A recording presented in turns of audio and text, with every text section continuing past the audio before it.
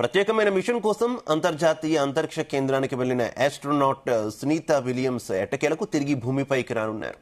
దీనికి సంబంధించి డేట్ను కూడా స్పేస్ ఎక్స్ సంస్థ ప్రకటించింది. సునీత విలియమ్స్ తో పాటు మరో వ్యోమగామి బుచ్ విల్ మోరే కూడా తిరిగి భూమిపైకి రానున్నారు.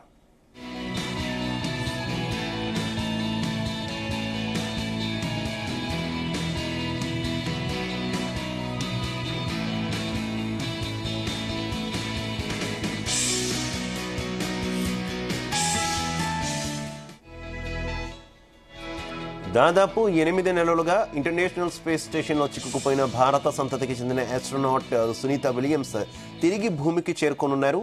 8 రోజుల మిషన్లో భాగంగా Sunita Williams Butch Wilmore గతేడాది జూన్ 6వ తేదీన బోయింగ్ స్టార్ లైనర్ క్యాప్సుల్లో అంతర్జాతీయ అంతరిక్ష కేంద్రానికి వెళ్లారు. గతేడాది జూన్ 14వ తేదీనే వారిద్దరూ భూమిపైకి తిరుగు ప్రయాణం కావాల్సి ఉండగా హీలియం లీకేజ్ కారణంగా అక్కడే చిక్కుకుపోయారు.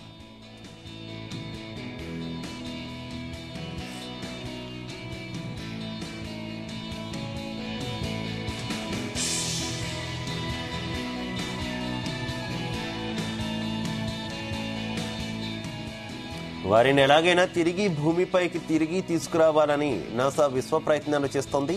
ఈ క్రమంలోనే రెండోసారి అమెరికా అధ్యక్షుడైన ట్రంప్ వారిని భూమిపైకి వీలైనంత త్వరగా తీసుకొచ్చే బాధ్యతను స్పేస్ ఎక్స్ అధినేత ఎలన్ మస్క్ కు అప్పగించారు.